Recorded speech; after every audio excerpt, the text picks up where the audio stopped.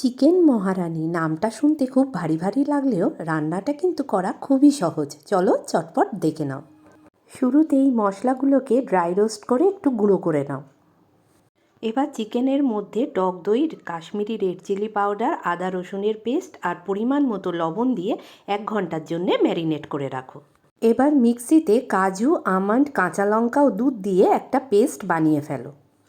এবার কড়াতে সাদা তেলের মধ্যে পেঁয়াজ বাটা ও আদা রসুনের পেস্ট আবার দিয়ে ততক্ষণ নাড়তে থাকো যতক্ষণ না মশলা থেকে তেল ছাড়ছে।